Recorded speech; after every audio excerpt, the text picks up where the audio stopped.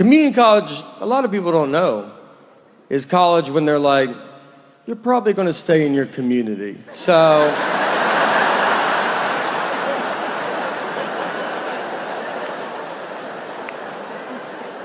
we're just going to show you the ropes around town. Kind of give you a lay of the land. I had jet lag there. I did not mind it because I woke up early. I woke up at 5:45 a.m. and I don't ever wake up that early. So I was like first in line at the breakfast buffet. Here's what I will tell you. When you get up at 5:45 a.m., noon is pretty far away.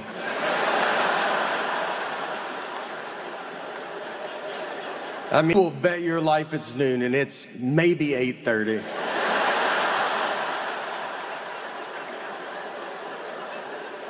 By 6 p.m., it's like, how are people out? Why won't the sun go down?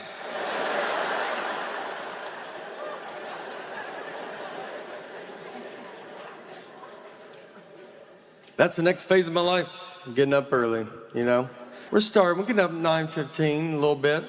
Yeah, I've never seen my daughter go to school, but I've been close.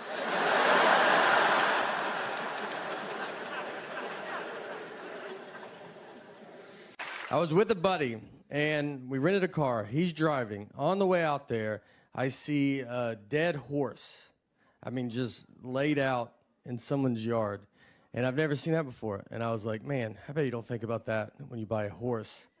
Like it dying. Like you don't fast forward that far. You know, that's a huge thing, dying in your yard. That's the weight of a horse. You know, I mean, you can't just scoot it off into the woods with your foot. And be like, let's try to get another one before the kids come home. You have to tell your wife to keep the kids away for a month. You got to Google how to move a dead horse. You got to possibly get another horse to help you do it. And that's not going to be easy. You know, I think that's what the blinders are for, because it's like, just look ahead. Don't worry about what's going on back here. Or you got to get your friends to help you do it, and you can't spill the beans too quick on that. You know, you think it's hard to get them to help you move a couch, try a dead horse. I mean, you got to lie to them. You got to just be like, we're getting a divorce. We hate each other. Just come over. Bring your truck, though. And when they pull in there, let me tell you, they're going to see it. All right, everybody saw it. It was next to the road. So they're going to pull into that driveway and be like, man, I don't think they're getting a divorce at all.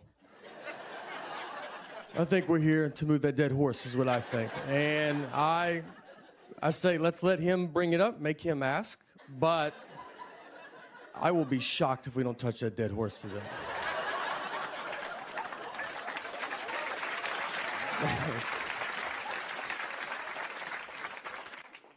And look, if you ever have to move a dead horse, I've clearly thought about it.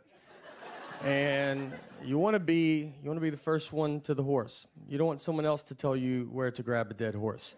So you just run out there like you love it, like it's the third one you've done that day, and get to the hoofs. Go ahead and start lifting and be like, you guys get where you guys got to get. Some guys down there, and let's just get it over with. A lot of kids, when you pack now, you got to be careful because a lot of kids have peanut allergies now.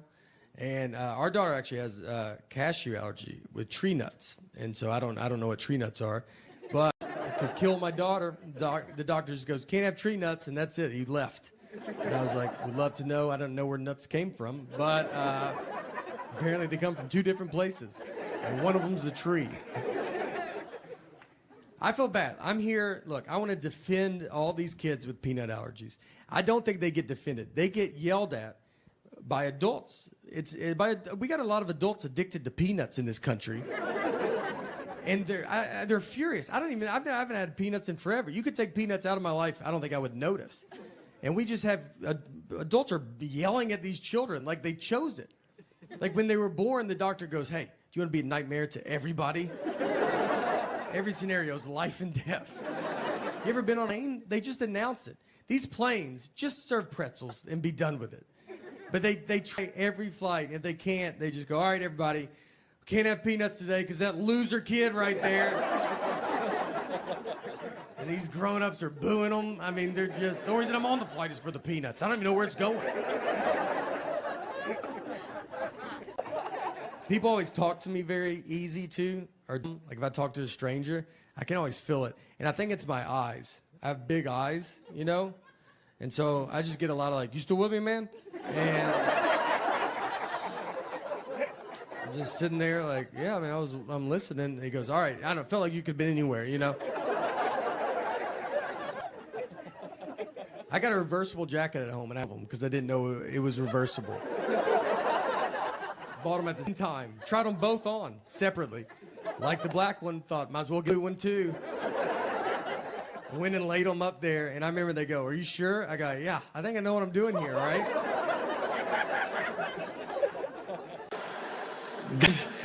One of the first things they had to do, car manufacturers, before crash test dummies were invented, they would use a pig in a car wreck. So they sit a pig, I guess upright, and this little pigs are smart. Pretty good day for this pig. You gonna let me drive a car? Pretty good, pretty fun day. He's got his elbow out. Are y'all kidding me right now? You gonna let me drive this car?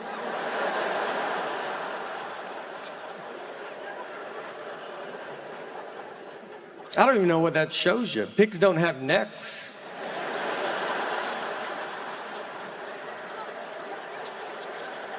That's what I was around when I was growing up. I mean, I look at my daughter and I have more in common with a pilgrim.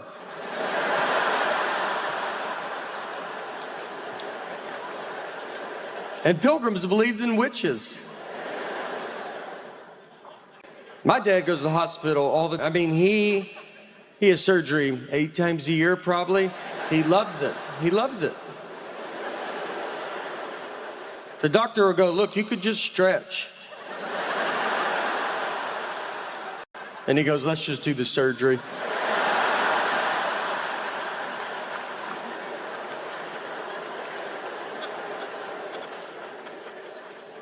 He had surgery because he was addicted to Afrin, the nose spray.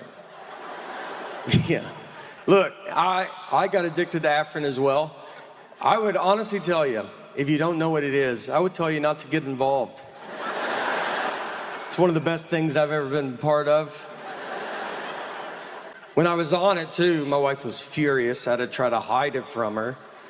She could hear it from 3 blocks away, just one little puff. What's that? I ain't gonna live like this.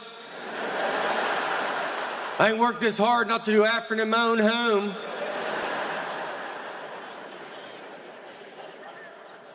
So my dad, they go to the doctor, him and my mom. And the doctor was like, do you use Afrin?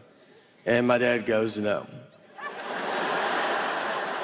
And the doctor was like, I can tell that you use it. I was just saying that. So he goes, how long have you used it? And my dad said 5 years, which is a lie. And my mom is like, she's like, well, tell the truth. You know, she goes, he's used it for 45 years. He used Afrin 45 years. Just for reference, if you don't know, the back of the box suggests no more than 3 days.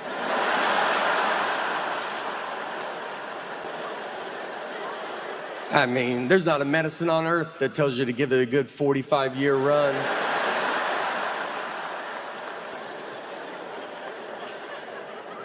You guys, little side note, I would like to say, I think the witch phase was the toughest phase for women to have to go through. Not to get serious, but a lot of people say voting. I disagree. I think it's witch, then voting. I think it's witch, pretty big gap, then, you know, voting. I mean, you jaywalk back then. The whole town was like, there's a witch. You're like, here we go, here we go. And I'll give it to them, because they could have flown away, but none of them ever did.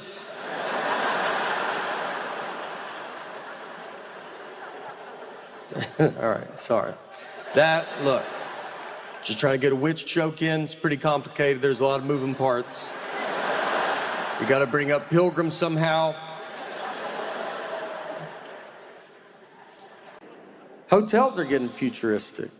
A lot of hotels, when I stay at, now when you take a shower, they have half a glass. So it's open, so the water gets on the floor. Because that's the future. They want water on the floor. And I'm old and dumb. We really try to keep the water inside the tub. It was a pretty big deal.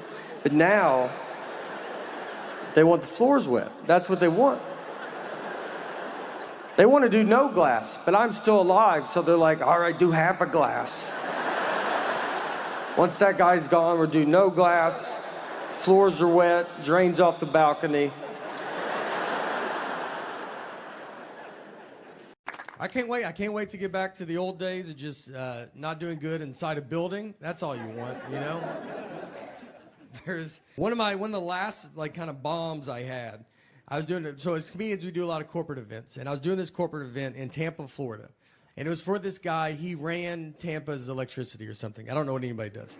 But he invented the electricity in Florida. So, yeah, he's doing real good. And he was a very nice guy. He's very generous. He was all his employees. He was raffling off 2 cars.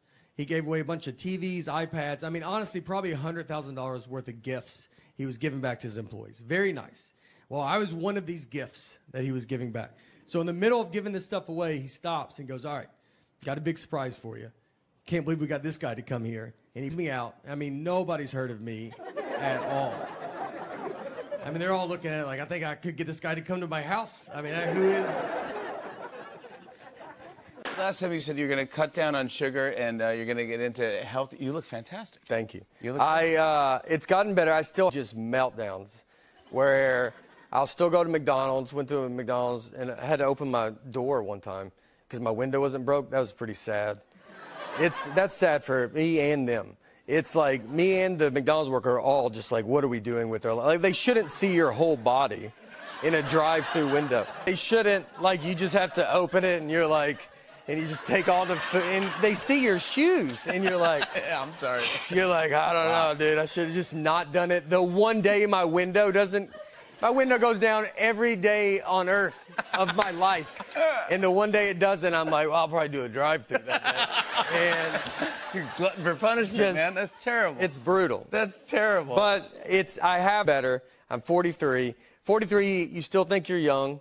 You know, I'll hang out like a 23-year-old, and I'm like, you get it, dude? We're just a couple young dudes kicking it. And some guy will be like, I'm 45. I'm like, beat it, old man. I can't believe that guy had the nerve to hang out. You know, let's go sit down a little bit. I went and got a physical and after your 40s, I'll tell you, before 40, you go through like a drive-through window. It's like they're just like, you move your neck and they're like, come on, man, you're wasting everybody's time, all right? Go live a life. And then you pass 40 and the doctor's like, you mind shutting that door behind you? You know, he's like, I'd lock it, we're about to get after it. And it was the first time I've ever been talked to old. And so it was just me and him. And he goes, do you pee a lot at night? And I was like, did my dad just walk in the room? Like, how old? You know, I've never peed at night in my life. I was like, how about pee till the sun goes down? But I did. I was like, but, you know, just so I know what is a lot. What is a big amount? And I'll tell you what, he's ruined me. I only pee at night now. I would love to pee during the day. My body's like, the day, we'll get it out tonight, don't worry. We're in a drive-in movie theater. What's hard is when people want to leave early. If they don't like your act, I mean, you just see headlights hit you in the face. And he's just like, and just guy backs up, and you're like, all right, there goes that guy. I did one Zoom show, and it was just, I mean, it's just your face on it. And right before we get started, I just hear someone say, I don't know, it's some stupid comedy thing. And it's just, what's that? What'd she say? Just helicopters all day. That's an outside show. The next special is LAX. It's going to be a good time.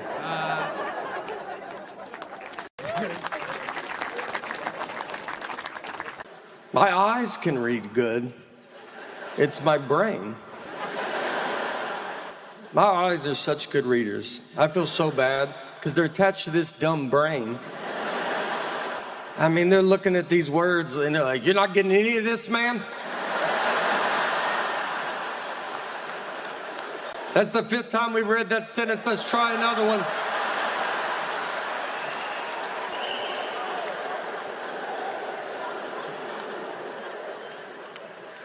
Fiction, nonsense. I don't know which one's the truth.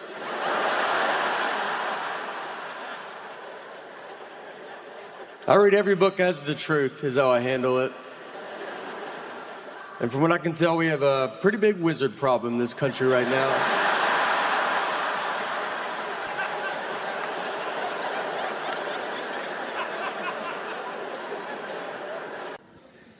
I don't think things through. That's the message tonight, guys. There's no message. But if there was, it's I don't think things through. No. I'm a huge Vanderbilt fan, and I think a couple of us, you know, it's a storm is coming together. I did not go to Vanderbilt too. Vanderbilt asked me to say that, and I was like, I think people know, and they go, we do too, but just say it also. Vanderbilt went to their first bowl game in football in like 20 years, in 2008. And so we all go to it. We're very excited. It's at Tennessee Titans Stadium. So me and a bunch of buddies get together. We go tailgate. We get cornhole, a grill. Like we're going all out. And my ticket was at will call. So I was like, look, I got to go get my ticket. I'll be right back. So I go get my ticket.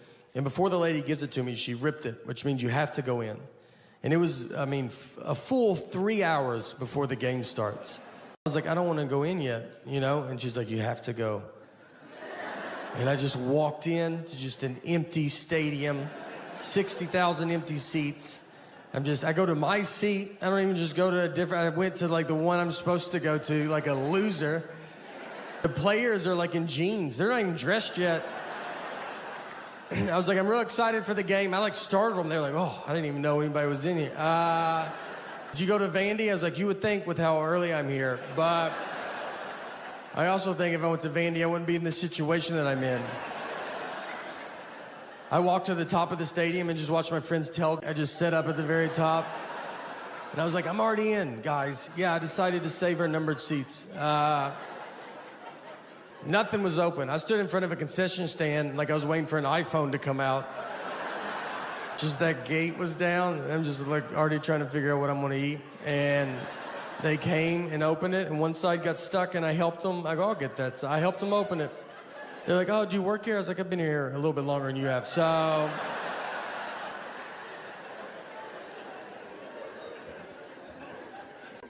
we're doing homework too. Our daughter's starting to bring it all home. Homework. First and second grade was awesome. Third grade, you're like, okay. They throw some stuff in, you're like, oh, all right. It's, okay. Learning it earlier than we used to, huh? Like, I don't even know if that's true, but. She brought home Common Core math. That's fun. It's a new math they invented. No heads up. Give it to parents that never learned it. It's just a whole new, I mean, it's unbelievable. Why when they bring it home, you gotta watch a 40-minute YouTube video on Common Core math. I don't even understand it. If you know it, if you don't know Common Core, it's just a new math. And the goal of Common Core is to use one sheet of paper for every problem. You just want to keep breaking the problem down. You put the problem at the top, and it just keeps going. And then what's even funnier is you see old math in the middle of it. As you break it down, old math gets in there, and you're like, oh, do that at the top. I don't even know what we're doing. And it's not like old math isn't working. I mean, old math's doing, I don't get incorrect change everywhere just going, this stupid old math. It's a long way to get at the same answer. I told my wife, it feels like if you knocked on my front door and I opened it, and you said, can I come in? And I was like, do you mind walking in and coming in through the back door? And you'd be like, does the front door not work? I'm like, no, it works. I use it. A lot of people still use it. But the way is to go jump the fence and come in the back and meet me at this same spot. The best wedding I've ever been to was my cousin's wedding. It was a real redneck affair.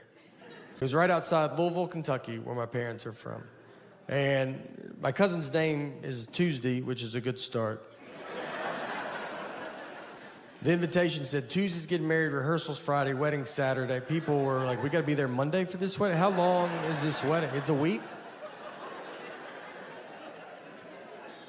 We get there, I'm wearing a button-down shirt, khaki pants, nothing crazy. I'm wildly overdressed.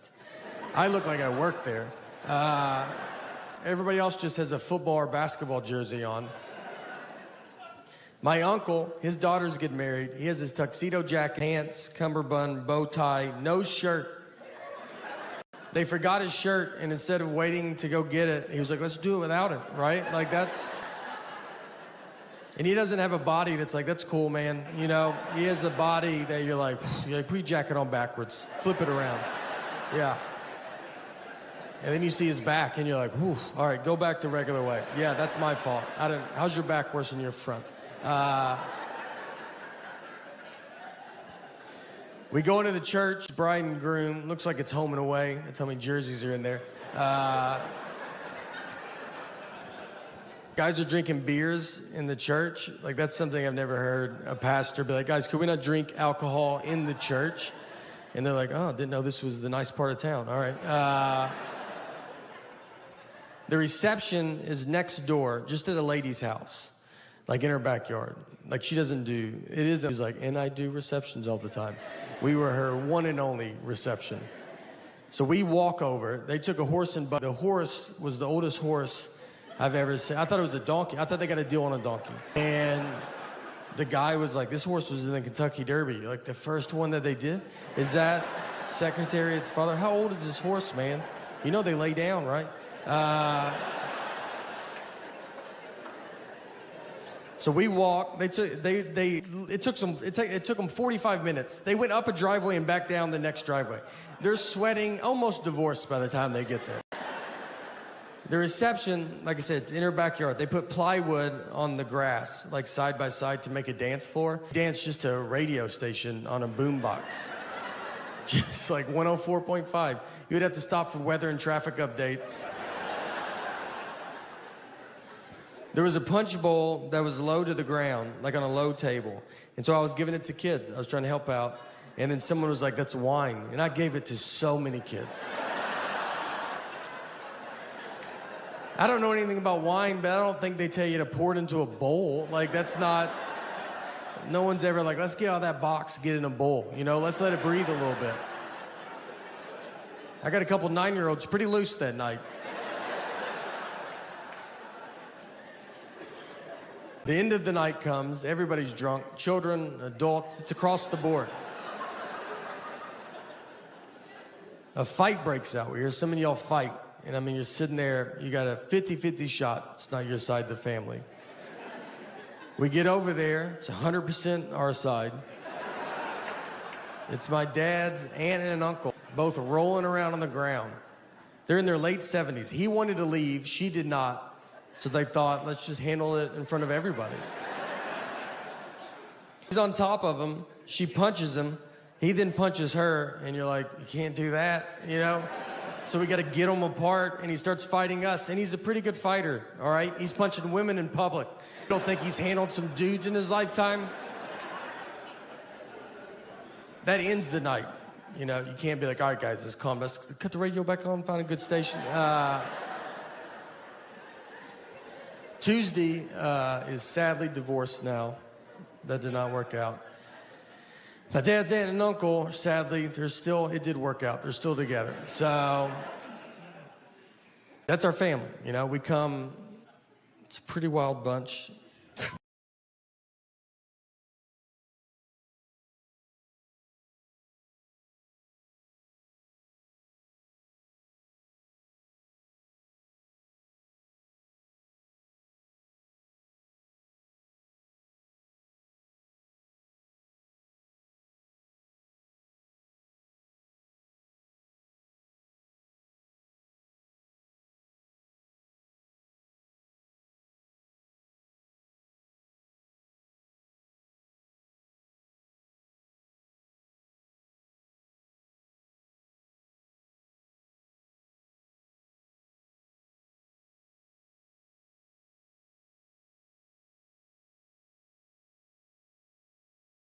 So we get our picture, and we come back down, and we're driving back. And on the way back, since my buddy was driving, he did not see the dead horse, you know? I'm like, well, you can't not see it. So it's just one road, and I was like, I'll just show you where it's at. So we're driving, and we get to it. I was like, it's right here. And I pointed, and the horse was standing up, doing unbelievable. One of the healthier horses that I've ever seen. So I learned that horses lay down to sleep. I did not know that. I don't know what I thought before that day. I don't know. That they lock their knees. That's why they have 4 knees. I don't know. That's what I would have probably argued with you about it. People put signs up that say, like, horses lay down, don't call 911, because people call the police. They drive by a horse laying down in some guy's yard, and they're like, y'all guys should go, like, deal with that. And they're like, some people knock on people's door. Hey, is your dad home? Your horse died outside. And I thought you should hear it from a stranger first. A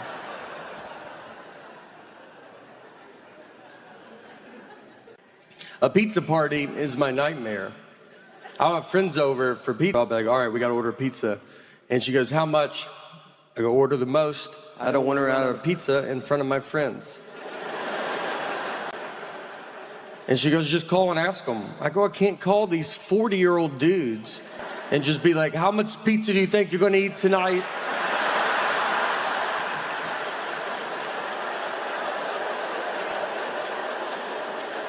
They have a family. They work in a building right now. And you may just call them back, do you have big lunch today? Now, I would try to save money, so I need to know exactly how much pizza you're going to eat in 8 hours.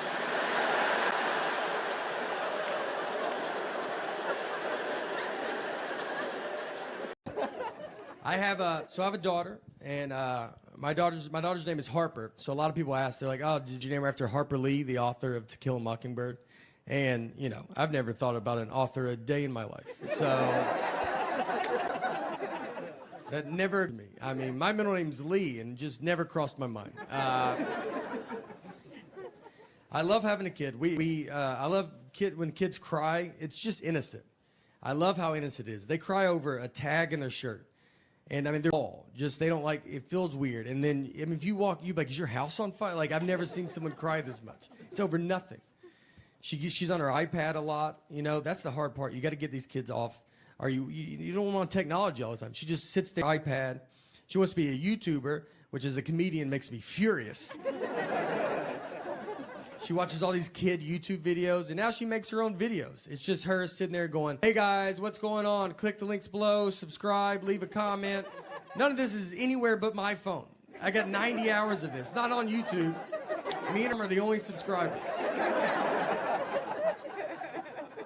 Just watches kids playing with toys, too. Like, that's what's crazy. It's not like a show. I'd be fine if she watched a show. She watches just a kid that's like, hey, you don't have this toy? I do. You want to see me open it? It's got 5 billion views.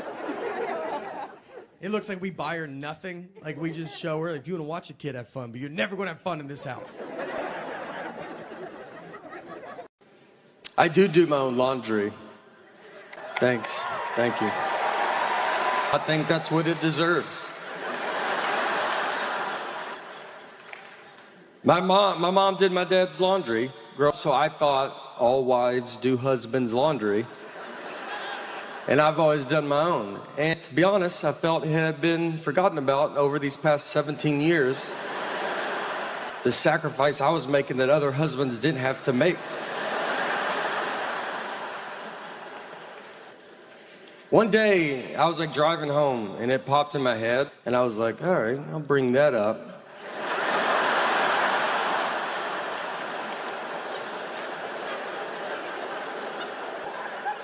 I mean, I didn't bring it up that day, you know. I was like, I'm sure there will be a time where we'll be in some fight, I'll be losing this fight, and then, I just come, I'm like, I do my own laundry.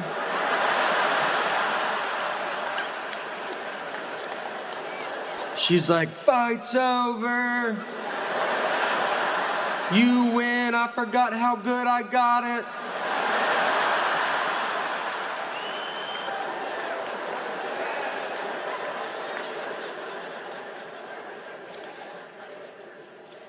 So I sit on it for like 6 months, like a long time. We finally get in a fight. I don't remember what the fight was about. Nothing. I don't know. It wasn't laundry. I remember that. So I'm losing this fight. And so in my head, I'm like, this is it. I mean, I was sad to see it go. That's how good I felt. I felt bad for her. I mean, I was like, she thinks she's winning. I'm about to drop a bomb on her right now.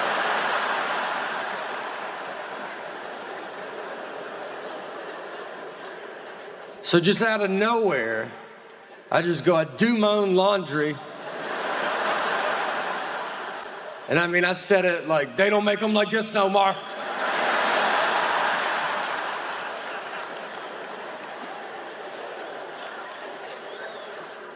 I was shocked that it started a second fight I never saw coming.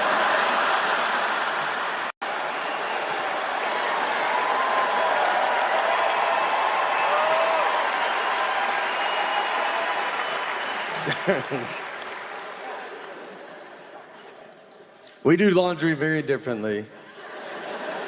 She'll read the labels, I'll wash a rug and a suit together. I don't know. You don't put your shoes in there? Put your shoes. The washing machine's always a foot from the wall when I get done. It's like, that was a lot of stuff you put in there, you know? Like, yeah.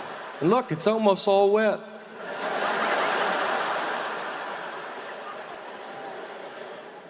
I'm married, I'm still married, and thanks, yeah. I like to say it, you know, like I'm at the same job, just like, yeah, no, still work there. Yeah, right out of house school, only job I applied for. My wife will tell me that she always says that I don't like the way she talks, and it's not her voice. I like the sound of her voice. That'd be a big problem, I think, if it was like, it's your voice. I just hate it.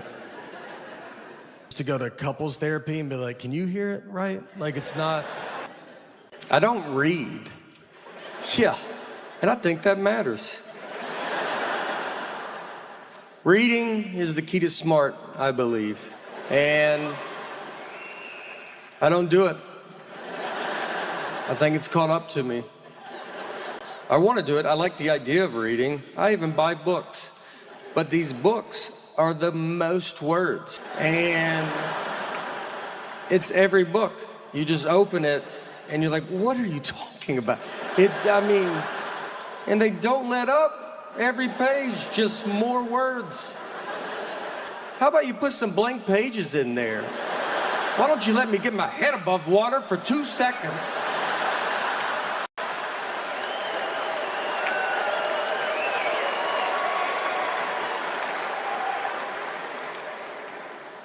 This is it. This is, you know, it's something. Thank you guys for coming out. Appreciate it. Very excited.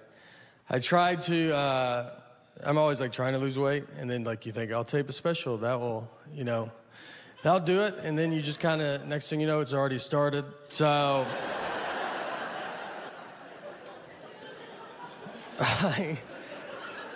I had a thing that happened that I do. It was like, I got to get it together. Like I like to golf. And so I'll sometimes bring clubs and I'll golf on the road. And so I was in Florida and we go golfing.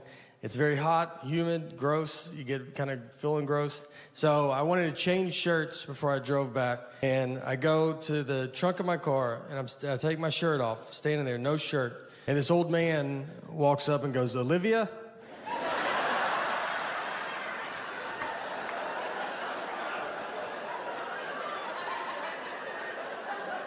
I had to turn, I was like, I'm sorry. What did you say? I'm sorry. And he was like, oh, sorry, honest mistake. And I was like, I don't know. He was looking for his elderly wife and saw me with no shirt on and thought that could be Olivia. I had a car that he does not recognize. None of this is making him not, he's like, I don't know, that's a dead ringer for Olivia. I don't know who he disrespected more, me or Olivia, to be honest. I mean, I've been doing these drive-in shows, these drive-in theater shows, and my buddy Nick Novicki's been with me, and Nick's a little person, very fun. We started comedy together. It's very fun to be friends with. He, very easy to trick. We were once at a coffee shop, and I was sitting near us with a big husky dog, and Nick just goes, hey, you think that's a wolf? And I just said, yeah, I do think it's a wolf.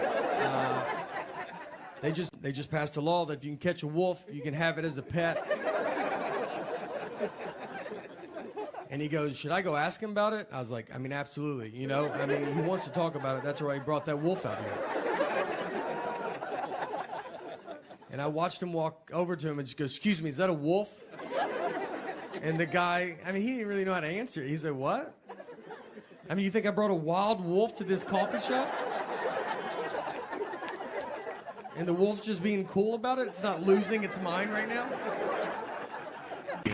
Thank you, everybody. That was exciting, you know? It felt good. All right. I'm from Tennessee originally. Yeah, so that's something. And I lived in New York, though, for 8 years. I'm on board with New York. I like it. I like the driving. It's, like, great. It's very intense. Everybody just honks at everybody nonstop, and that's how it should be everywhere. You know, like growing up in the South, no one honks their horn ever. People just sit at lights, and they're just like, if you want to go, I totally understand. I'm probably not going to go when I get up there, so yeah, let's just wait it out, right? Shouldn't we just wait it out? I'm married. I've been married for 7 years. We have a 10-month-old daughter now, so yeah. It's getting pretty serious, so looks like we're gonna go through it. We were living in New York when my daughter was to be born, but she was not born in New York. She was born in Tennessee. We flew home and had her there. I did not want her to be born in New York. Like, I don't need her growing up thinking she's better than me. So, yeah. Told her, you start where we start, all right?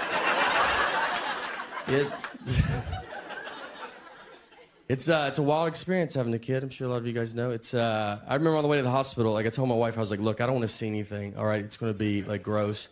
I wish it was like the 50s when they didn't let men in the hospital.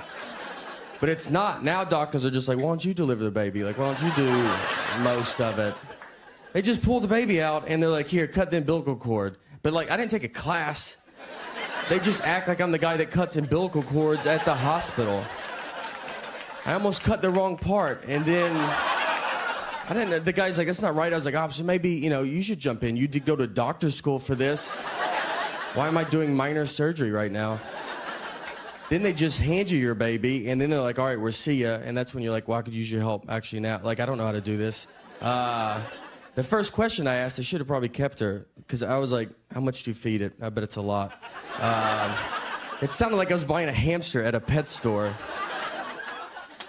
The biggest message they tell you at the hospital, the number one, they're like really big on like, all right, whatever you do, let's just try not to shake this baby.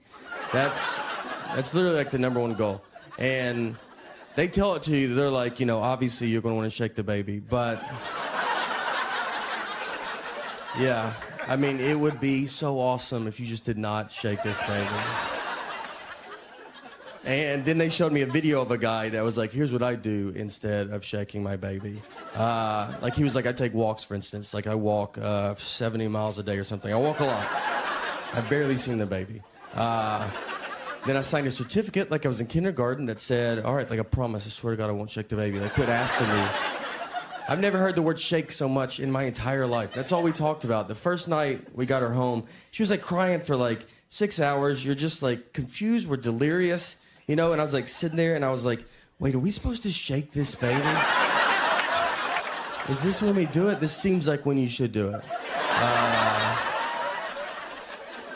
We didn't shake her, so it's all right. You guys don't have to call somebody.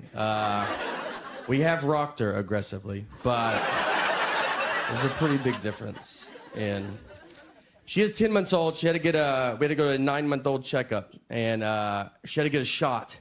It's very nerve-wracking when a baby gets a shot because they don't know what's going on. Like, she's just looking, at us, being like, this day's going unbelievable. Like, I don't even see what could go wrong. And then you're like looking at her like it's about to all go wrong. You no idea. So she gets the shot, so we go to grab her, for her to start crying, but she doesn't cry. Like, she's fine. And the doctor was surprised. My wife is happy, but she's emotional. She's maybe this is a sign. She's going to be a strong girl, maybe a powerful woman. And I was like, yeah, possibly. We should also make sure she's not going to, she might be a psycho. Who doesn't cry when they get a shot? Who's just fine with that? I would cry if I got a shot, and she's already comfortable with pain at 9 months old. All I know, in 20 years, I'm either going to be telling her, look, we love you, and we're happy you've accomplished all of your dreams, or I'm going to be on the news going, we love you, but you need to turn yourself in right now. Right now. Our daughter in 3rd grade, and for 1st grade, she started taking the bus, and it was the first time she ever took the bus. So if you know as a parent, you walk a stop, it's very fun. And so we got her on the bus. She went to school. At the end of the school day, someone from the school called my cell phone. They have my cell phone, they have my cell phone. They called my cell phone, and she said, hey, do you know what bus number your daughter's supposed to be on? And I said, I'm her dad. I said, are you crazy? I was like, this is how you thought you would get this information, was to call the dad? You saw a mom and dad's cell phone. You go, I bet the dad knows. I was like, do you have parents? Have you ever seen a family before? You thought, let's call the husband? Unless there's 2 husbands, you should never call a husband a day in your life. I would rather you ask a lady that doesn't. I think she could get to the bottom of it quicker than I can. I had to go get her. I go, all right, I'll come get her. Tell me the name of this school and I'll come get her. Where does she go? And wives are the ones that keep it together the longest in a relationship. If you see an old married couple, 80-year-old, they're 80, the wife is she's with it, and her husband, where are we at right now? Our brains fall off a cliff, dude. The only reason he's out is because she's like, you better get out and let people see you a little bit. It's like some zookeeper walking some old gorilla around. Let the kids touch you. Everybody's trying to don't feed him that. Well, I think he wants it. He definitely wants it. He's too dumb to know he can't have it.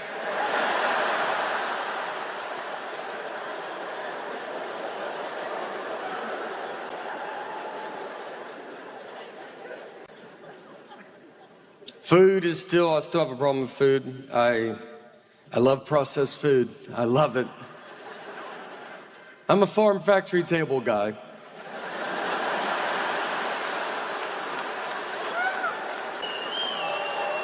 I want the most hands involved in my food.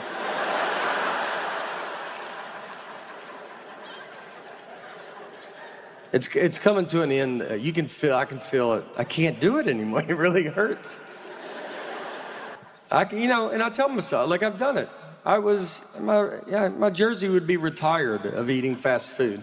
I've done all the stuff. I've had Taco Bell and threw it away in my neighbor's trash so my wife didn't find out.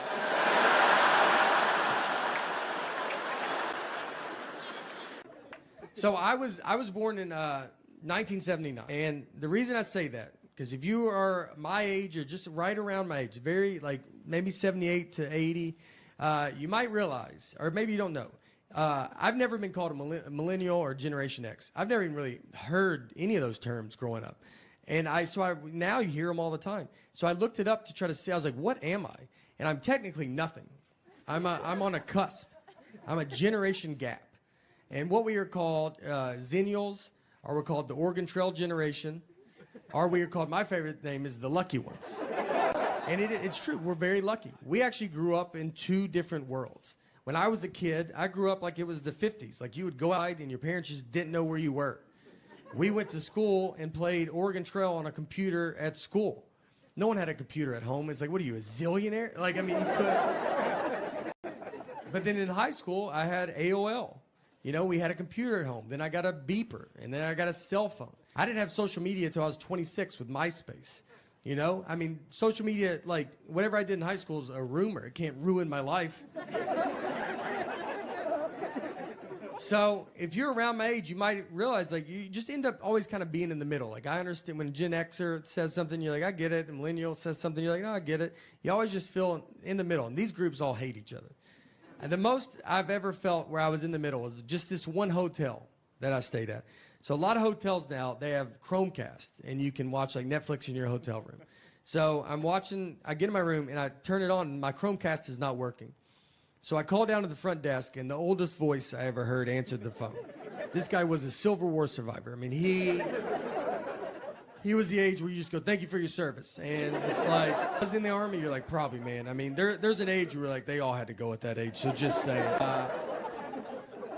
So I tell him, I go, hey, my Chromecast is not working. And I could have just made up a word. I mean, he's never heard of that.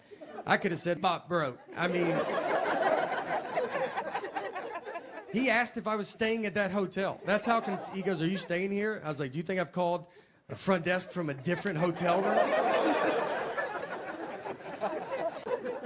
So he goes, look, I don't know what this is, but there's a younger guy here. Send him up. He'll be able to help you. And I was like, great. So that guy comes up, and he knocks on my door. I open it. He's my dad's age. And I mean, right when I see him, you're like, all right, dude, we don't have to do this. You know, I mean, I know you've heard of it, but you're not, if I can't fix it, you're not going to be able to fix it. But he's the generation that still wants to give it a try. So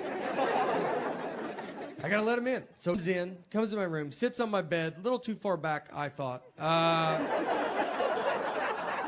I just remember like the back of his calves were touching the bed, and I was like, are your feet dangling? How far back are you going to go? Are you cold? You want some covers, man? He gets the remote and just starts pressing all the buttons. And I said, I don't know how to do it. And he goes, let's just keep trying it, though. I go, all right. I'm going to turn the shower on, open a window. Let's try everything. You know, let's just see. Maybe it turns on. Who knows? Maybe it's all connected. So we can't get it. And he goes, all right. He goes, there's a younger guy. He's about to come to work. At this point, I'm like, I'm the younger guy, man. I was like, it's all right, dude. I don't need it. And he goes, no, it's a millennial. I was like, all right. Now we're getting somewhere, you know? This is what the millennial does. He was born with technology. He's going to know this. I was excited. I was like, great. He goes, he comes to work in an hour. I go, wonderful. And let me tell you, you know how quick that millennial fixed it? Well, I'll never know because he just didn't come to work that night. So didn't call in, nothing. And I found out because the old guy called me because he was supposed to fill in for him. He was furious, dude. He hates that millennial. He goes, he never comes to work. He doesn't take it serious. He's got a peanut allergy. And I was like, all right, well,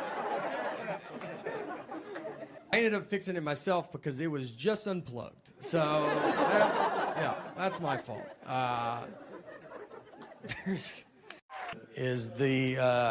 So Cape Fear Cemetery has closed down. And I know, you guys had a chance to go to it. It is closed. So the guy that owned it, his name is Dean Ripa. I do not know this guy. He was there that day. I saw him that day. I don't know him. I mean, this place will be a part of my life for the rest of my life. And I was there for one day. But, so he was a very original guy. He was his own guy. And you can see there's great stuff on him. There's another thing on Netflix called 72 Deadliest Animals. They interview him in that. There's also great YouTube clips where he would bring like venomous snakes to local Wilmington news channels, and he would barely pay attention to these snakes. He would like have it like on the table, and he's like not even look. They're like, could you grab it maybe more? And he's like, what's that? Like, we didn't even ask you to bring that in, by the way. Do you mean leave it in the car? What'd you want me? I remember when I was there that day, there was like cages empty, and you're like, is that supposed to be empty? He's like, we're cleaning that, but if you see something, tell us. But I'm pretty sure we're cleaning that one. So the main reason it closed is, sadly, to announce that guy, he has died. He passed away. And it's pretty wild stuff. So how he died, a little different than most. And I'm going to just tell you, you know, and I already know what you're thinking in your head. And his wife shot him. So, yeah, you weren't thinking that, I can tell you that. It's unbelievable. I mean, the odds of this they're definitely higher than if you don't own a snake museum, but there's still, it's insane. So this all happened after we taped that the stand-ups. And so I was telling an audience who would guess like how he died. And so I'm gonna just tell you the guesses where people, you know, a steak got him, good guess. Crocodile ate him, solid guess. Someone yelled cancer once, and I was like, what? Like, I don't know if I'd present it like this if I knew the answer was cancer. Let's go around the room, everybody. Guess how he died. Cancer? That guy got it. That was a good guess, you know? One guy guessed it once, Huntsville, Alabama. And it was an older gentleman. He was sitting up front, and he just goes, did his wife shoot him? And you know when someone guesses your guess, and you're like, you're the worst, man. And I was like, did you look it up? And he had a flip phone on his table. He wasn't looking stuff up. And I was like, why would you ever guess that? And he was like, because my wife shot me. And I was like, ooh, well, that's fair. I bet he guesses that with every death he hears. Like, I mean, just, Frank, did his wife shoot him? No. And I'm not going to tell you anymore if you keep guessing that, all right? That's the last one.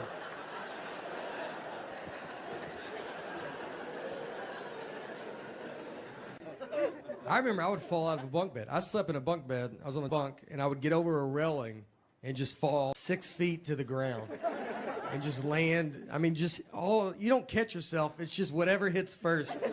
All your body weight just lands on your head. I got a full-blown concussion.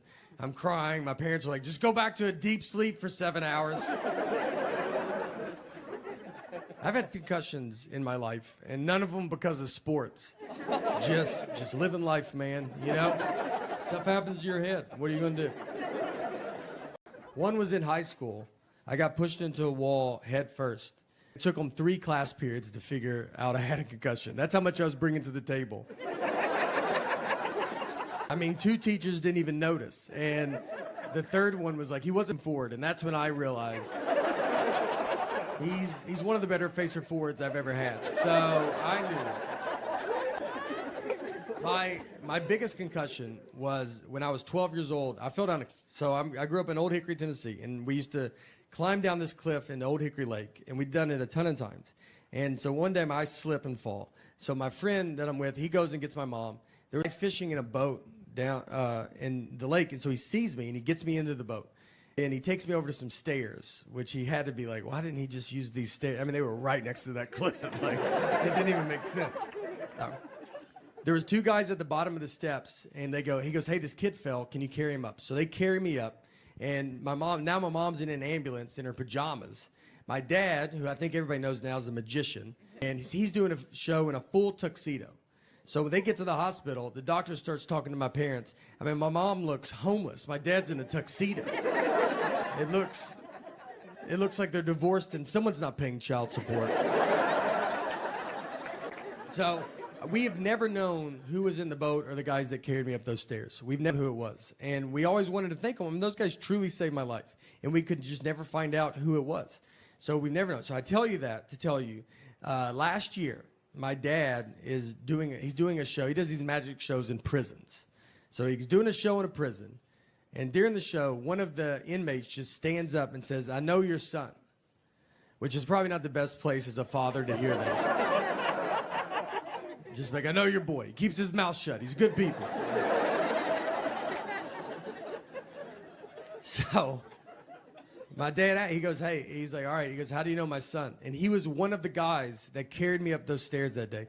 I mean, I promise, I was 12 years old, and we've never known who carried me up those stairs. And it was him and his brother, and then his brother saw me on The Tonight Show and was like, that's that kid that we carried up those stairs that day. So pretty crazy. And so since then, I've been actually bringing him out to shows. I'm bringing him out tonight. And no, he's not here. He's in prison. But, yeah. Sorry. Yeah.